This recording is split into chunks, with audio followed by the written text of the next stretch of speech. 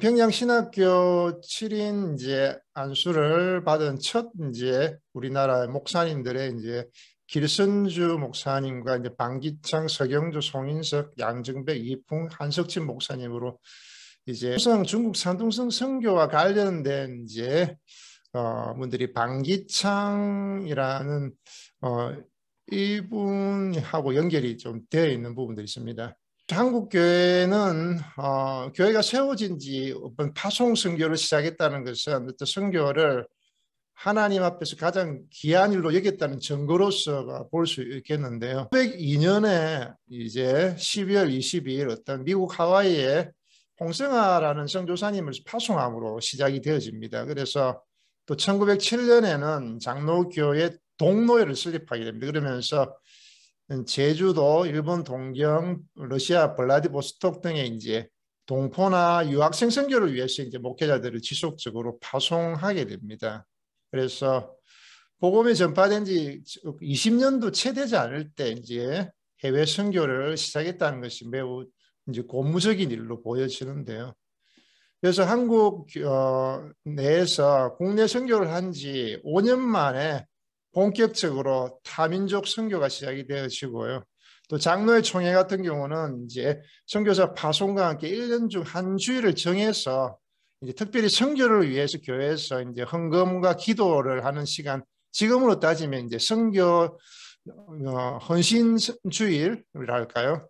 어떤 선교 주일이랄까요? 그것을 특별히 정해서 이제 하는 그 시초가 되었다고 보여지는 것입니다. 결코 당시는 뭐 선교사님들 아시는 것처럼 규모가 교회 규모가 커서도 아니고 재정적으로 넉넉해서가 아니고 이제 아주 없는 돈에 쪼개어서 이제 자신의 뭐 저금통을 깰 정도로 그 선고비를 내는 그런 헌신들이 있었다라는 것이 좀 주목할 만하고요. 특히 어떤 초기 선교사님들 중에는 총회 뭐 부총회장이나 서기 등 어떤 교단적으로도 영향력이 큰 인물 되시는 목사님들도 적지 않게 포함되어서 선교의 자원에서 나섰다는 것이 초기 한국교회의 진정성을 또 보게 되는 부분들이 있습니다. 그래서 오히려 선교사 되는 것을 거부하지 않았고 오히려 자랑스럽게 여기면서 어떤 선교에 대한 대단한 열정을 우리 초기 교회에서는 보게 되는데요. 실질적으로 현지어를 배워 사역하는 것이 완전 FM대로 사역을 했던 것으로 보여집니다. 통역 설교를 하지 않았다는 겁니다. 또 그 부분들을 현지어를 자유자재로 구사하면서 그렇게 배워서 이제 바로 노력을 했다는 것은 정말로 선교에 대한 열정이나 준비가 철저했다라는 것을 볼 수가 있는 부분이 있었습니다. 그래서 이제 현지인들에게 복음을 전하고 교회 개척이나 현지인 교회 지도자를 이제 정식적으로 키우게 되는 부분들이 있습니다. 이제 중국 산동성 선교가 이제 시작이 되어지는데요. 근데 과관련 선교사님의 이야기가 이렇게 나옵니다. 당시에 어떤 중국인 선교사 선발 과정이 이렇게 해고라고 있습니다. 교회의 모든 목회자가 자발적인 해외에서 선교하는 사역자가 된다는 것은 한국의 흥미는 현상입니다. 이러한 외지의 선교 사역을 위해 사람을 선정할 때는 각 경우 담당위원회가 선교지에 있는 선택 가능한 사역자들을 조사해서 어떤 선교가업에 가장 적합하다고 생각되는 사람을 선정하기만 하면 되었습니다. 그런데 이때 선택된 사람들은 어느 누구도 선교사로 가는 것을 거부하지 않았고 자원했고 기꺼이 가겠다고 했다는 것입니다. 물론 이제 1912년에 총회 결의가 있었습니다. 그래 이어서 1913년 실제 선교사가 정식으로 파송이 되기까지 적지 않은 과정이 필요했었다고 합니다. 특히 이제 박태로 김찬성 목사님이 1913년에 산둥선교 문제를 협의하기 위해서 옌타이에 도착을 하게 됩니다. 그런데 당시에 그 중국의 중화예수교 장로회 화복대회가 열리고 있는 상황이었습니다. 그런데 이 두 분이 조선 예수교 장로회 총회에 중국 선교사 파송 의지를 밝히게 되었는데요. 그런데 중국인들 사이에서는 매우 좀 약간 비아냥거리는 어떤 곱지 않은 시선이 나온 겁니다. 왜냐하면 중화민족이라는 어떤 자부심 때문에 그러는데 이런 그 당시의 이야기가 이렇습니다. 9대의 문명국이요. 역사가 심장한 대륙이며 세계 4분의 1의 인구를 가진 국가라면서 교만과 자존심이 많아 자칭 대국이라 하여 소국을 멸시하는 고래적 서평이 있으니 중화와 조선은 자고로 관계가 되어 대소와 조한의 차별을 두른 관계로 조선교회가 중화의 선교는 다방으로 고난이라 이렇게 표현하면서 중국의 작은 조선 나라가 왜 중국에 와서 뭐 사역을 하는 그런 식으로 굉장히 업신여김을 당하는 그런 상황이었는데 분명히 반대 의사를 밝혔던 겁니다. 그래서 저희 쪽에서는 나라 이런 민족이 파송한 선교사라고 해서 처음으로는 그 중국도 자존심이 매우 상한 일이고 또한 우리도 좀 매우 자존심이 상한 일이기도 했을 것인데 매우 삐딱하게 나오던 그런 중국 목회자들은 결국은 조선 예수교 장로의 총회의 산둥성 선교를 허락을 하게 되었습니다. 헌트 선교사님이 당시에 사전 조율을 했었고 또 한국교회 또한 겸손히 또 현지 교회와 어떤 치밀한 협의를 통해서 협조를 구한 것이 결정적인 역할을 한 것으로 보여집니다. 당시 산둥성 선교를 위한 준비 작업은 이러했습니다. 그런데 왜 한국이 산둥성 선교를 주 타켓으로 당시에 삼았는지 그런 의문을 품을 수 있을 겁니다. 그래서 초기 선교사들이 활동할 당시에 유교나 어떤 도교는 엄청난 도전이었다고 합니다. 그래서 1900년 또 산둥성을 휩쓸었던 어하단 사건, 특히 어하단 운동의 여파가 매우 중국에서는 부정적인 분위기를 형성했습니다. 그리고 뭐 잘 아시는 것처럼 어하단이 19세기 말에 결성된 비밀 사회단체였는데 이 엔타에 등재해서 특히 이제 타겟으로 삼은 것이 교회와 외국 대사관을 주로 타겟으로 삼은 겁니다. 그러면서 외국인과 중국인 성도들을 대량 학살을 하게 됐는데 그로 인해서 중국 기독교는 깊은 시름에 빠지는 것 같았습니다. 그래서 얼마나 많은 선교사님이 그 당시에 190명이 순교를 했고 수천 명의 중국인 천주교와 개신교 신자들이 죽거나 또 박해를 입었다는 그런 보고가 있습니다. 그렇지만 또 중국 선교에 대한 장애물은 이뿐만이 아니습니다. 시간이 지나면서 이제 반기독교 운동이 1920년대부터 고개를 들게 되는데요. 이제 특히 대학가나 중국 사회에 이제 퍼져나간 겁니다. 그래서 또 이제 1919년에 5월 4일에 일어난 오사 사건을 시작으로 해서 1922년에는 이제 공산당 학생들에 의해서 일어난 청하 반기독교 학생운동 사건이 일어납니다. 그리고 1949년에는 본격적으로 공산화가 확장이 되면서 이제 교회가 핍박의 시대로 이제 접어들면서 이제 아주 어려운 상황이 되는데요. 다행스러운 일은 그나마 한국 선교사님들이 중국에서 사역하기 앞서서 산둥성에서 1908, 1909 이제 부흥운동, 1909년 부흥운동이 일어난 겁니다. 왜냐하면 1907년 평양 대부흥운동이 이제 장대현 교회에서 일어났지만 그것이 중국으로 그 불길이 번져간 것입니다. 그래서 허난성에서 이제 사역하던 이제 선교사 고포드 부부와 또 막마란 부부가 직접 평양을 방문하시게 됩니다. 그러면서 부흥운동을 경험하고 나서 이제 1907년 5월에 이제 장로교 라이앙대에서 이를 소개하게 됩니다.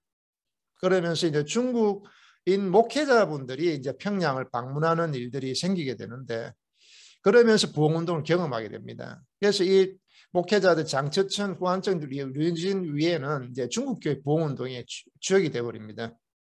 그래서 이제 이 부흥운동이 허베이성 외연에서 일어나서 이제 황현, 칭타오, 진인, 진안, 라이저우, 라이앙, 엔타이, 핑두 정지로 이제 옮겨가게 됩니다. 더욱더 이 부흥이 확장이 되는 것입니다. 그리고 또 산둥성 선교에 대한 또 다른 통설이 있는데 그것은 한국과 문화적으로 유사성이 강했고 또 지리적으로 가까운 이유도 있는데요.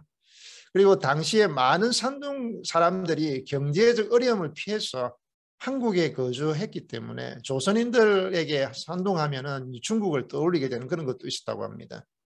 그래서 또 하나는 또 국제관계상 가장 교섭이 무난했던 곳이 산동이었다고 합니다. 왜냐하면 당시에 한국과 중국은 거의 국제법을 초월해서 양국민이 어떤 뭐 허락 없이 어떤 서류 없이 자유롭게 왕래하고 있었다고 합니다. 그래서 아울러 이제 산둥성은 한국 선교에 가장 큰 영향력을 발휘하던 어떤 미국 북장로의 선교부가 가장 활발하게 활동하던 지역이기도 했습니다.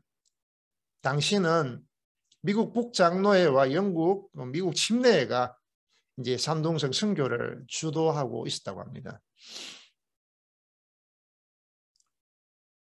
그리고 이제 한국교회 관점에서 중국교회가 필연적인 이었음을 보여주는 이야기가 하나 있습니다. 그것은 길선주 목사님이 제주도에 선교사를 보내어 전도를 시작하자고 보고를 한 적이 있었는데 그 이전에 1909년 이미 중국 선교의 뜻을 밝힌 바 있었습니다. 그것을 이제 길선주 목사님 아들 되시는 길지경 목사님이 지은 영계 길선주라는 책에서 이 길선주 목사님은 이렇게 이야기를 하고 있었습니다. 우리는 불언에 우리나라 전역에 복음을 전파하게 될 것이라며 그렇게 되면 흑암 속에 묻혀있는 수억의 중국인들에게 미국 교인들이 우리에게 한 것처럼 선교사를 보내어 그리스도를 통한 구원의 도를 전하는 의무를 수행하게 될 것입니다. 라고 이렇게 강하게 이야기를 했다고 합니다.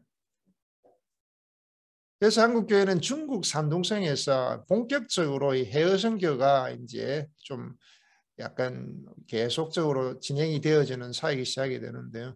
그래서 한국 장로교회는 1912년에 총회를 조직하고 새로운 사업의 일환으로 이제 중국 산둥성에서 해외 선교를 시작하기로 결정을 합니다. 그리고 총회는 이듬해인 1913년에 김영훈, 박태로, 사병순 이 세 목사님을 이제 산둥성 첫 선교사님으로 이제 파송을 하게 됩니다. 박태로 목사님은 이렇게 이야기를 하고 계십니다. 아직도 어리고 자신들이 지도를 받아야 할 조선 장로교회가 동족을 대상으로 한 사역이 아닌 중국인에게 선교사를 파송하겠다고 협조하는 것은 의미가 남다릅니다라며 귀하게 여겼습니다. 그러면서 거저 받았으니 거저 주라는 말씀에 순종하는 믿음의 실천입니다. 우리는 이를 이행하기 위해 최대의 힘을 다할 뿐입니다. 라고 이야기를 하시면서 주님의 절대적인 분부이자 명령에 대한 순종, 이것이 바로 중국 선교를 시작한 하나의 원동력이었다고 이야기를 하고 있습니다. 이거로부터 2개월 후에 9월 7일에 이제 서울에서 제2회 조선 예수교 장로회 총회가 수안동 예배당에서 열리게 됩니다. 그때 이제 박태로 목사님이 산둥성 지역을 시찰한 그 내용을 이제 총회 대의원 당시에 총대들 목사님들에게 이제 설명을 하게 됩니다. 그래서 그 총대 목사님들은 이제 그의 보고를 받고는 이제 아주 기뻐하게 되는 것입니다. 그러면서 이제 그의 평양신학교 6회 졸업생인 김영훈, 사병순 목사님 이제 아울러 협력 선교사님으로서 이제 가시게 되는 겁니다. 김영훈, 사병순 목사님에 대해서는 어떤 자세히 알 수는 없지만 박태로 목사님이 이들 두 분과 어떤 팀 선교사에게 가능한 것은 그분들이 가진 각각의 어떤 구별짓는 재능으로 아마 이야기가 할 수 있을 것 같습니다. 김영훈 목사님은 한학과 한시에 능하신 분이었는데 처음에 라이앙에서 선교를 시작할 때 중국어는 아주 자유롭게는 구사할 수는 없었지만 나중에는 이제 한학과 한시의 어떤 기초가 중국인들과 필담을 나눌 수 있는 하나의 기초가 되었다고 합니다. 그리고 사변수 목사님의 개인사에 대해서는 남겨진 사례들이 많이 없습니다. 그렇지만은 평양 노예 서기가 될 정도로 어떤 행정적인 능력을 인정받은 부분이 있어서 선교 사역에 있어서 충분한 어떤 행정 처리 능력을 아마 감안할 수가 있을 것 같습니다. 그렇지만 1차 산둥성 선교는 아주 녹록치 않은 선교사 상황이 있었습니다. 많은 어려움을 겪었다고 이야기를 하는데요. 박태로 선교사님은 병으로 이제 1916년에 귀국을 하십니다. 그러면서 김영훈, 사병순 목사님도 이런저런 이유로 선교지를 이탈하시게 되고 사임하여서 귀국하게 되고 선교가 잠시 중단이 되어집니다. 그렇지만 이제 총회는 또 이제 1916년 방용 목사님을 이제 2차 선교사님을 다시 이제 산둥성으로 파송을 하게 됩니다. 그러면서 1886년 평북 철산에서 출선한 분이 방효 목사님이 이제 가시게 되는데, 이분이 이제 또 1915년 제8회 평양 장로 신학교 졸업생으로서 평북노회에서 목사 안수를 받고 이제 목회를 하시다가 이제 총회에서 외지 선교부원으로 선출이 되어졌습니다. 그래서 이제 활동을 하시다 중국 산동성 내학년에 현지 답사를 다녀오는 일들이 있었습니다. 그래서 이제 1916년 총회가 열렸을 때 이제 목사님은 이제 산동성 현지 사정을 자세히 보고를 하면서 선교가 이렇게 중국 산동성 선교 이렇게 중요하고 지속적인 후원을 이제 요청을 하게 됩니다. 총회는 이제 보고를 듣고는 이제 산동성 선교를 지속하기로 결의를 한 겁니다. 그러면서 방효 목사님과 홍성한 목사님 두 분을 이제 선교사 보내기를 결의하고 그해 바로 파송을 하게 됩니다. 그리고 방효 목사님은 그 중국 산동성 내양현에 가서 남분밖에 난강교회를 바로 개척하여서 사역을 하면서 그곳에 선교를 시작하게 되었습니다. 산동성 자체가 사실은 매우 유학적인 공자맹자 태어난 곳으로 알려진 그곳이 외래 종교에 대한 아주 배타적인 성격이 강한 곳이었습니다. 북장로교회 선교부, 미국 북장로교회 선교부가 여러 해 동안 선교를 했지만 선교 열매가 많지가 않았고 그래서 매우 척박한 땅으로 알려졌습니다. 그렇지만 이제 한국 선교사님들이 이곳에 들어가서 선교를 시작했을 때는 내학년을 중심으로 사방 200리 정도밖에 선교국이 되지 않았지만은 방효 목사님이 그곳에 간 이후로는 비약적으로 확장이 되었다는 것입니다. 1917년에는 바로 이듬해인 평도해양서합 전국 등 5개헌으로 그리고 그 교구 안에서 30개 여개의 교회가 개척이 되어서 획기적인 성장을 하게 되었다고 합니다. 그래서 이제 확장되는 선교 사역을 위해서 이제 총회는 이제 박상순 목사님을 한 분을 더 1918년에 파송을 하게 됩니다. 그리고 또 23년에는 이대영 목사님을 아울러 한 분 더 추가로 파송을 하게 됩니다. 그래서 이렇게 보강된 인력들과 함께 선교 사역에 더욱 박차를 가하게 되고 31년 같은 경우는 그러한 선교가 결실을 힐미어서 동노회가 조직이 됩니다. 그래서 한국 선교사님들에 의해서 개척이 되고 설립된 교회들이 성장하여서 하나의 중국 산동성에서 노예를 이룬 것입니다. 그래서 박 목사님은 중화 기독교 전국 총회 창립 멤버로 활약을 하시며 또 내학노회 회장 또 여러 가지로 또 산동대 회계로 교행적으로 이렇게 여러 가지로 어떤 사항들 굉장히 일을 넓혀 나가십니다. 그리고 1937년 중일 전쟁이 발발하고 난 뒤에 이제 국내 경제적 형편이 매우 어려워지는 상황이 생깁니다. 그때 이제 목사님이 소환이 되어 귀국길에 오르게 됨으로써 또 이제 산동성 선교는 일시적으로 문이 닫히고 맙니다.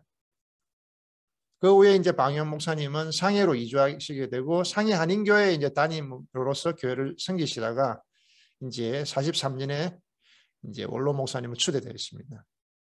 1945년 해방이 되고 나서 이제 귀국을 하셔서 평북에서 목회를 시작했지만은 당시에 이제 공산당들의 바로로 남아 있을 수 없어 월남을 한 후에 부산에서 1953년에 하나님 부르심을 받았다고 하십니다. 장남이시는 방질 목사님은 아버지 부친의 뒤를 이어서 이제 총회 파송으로 1937년에 다시 또 산동성에 연이어서 또 사역을 하십니다. 49년에 이제 모택동이 중국을 공산화하고 난 다음에 모든 선교사들 다 추방하지 않았습니까? 그리고 그럼에도 방지엘 목사님 끝까지 남아서 산동성의 어떤 선교 사항들을 다 돌보다가 이제 1957년에 이제 추방이 되어 귀국하면서 이제 공식적인 산동성에 대한 한국 선교가 마감이 됩니다.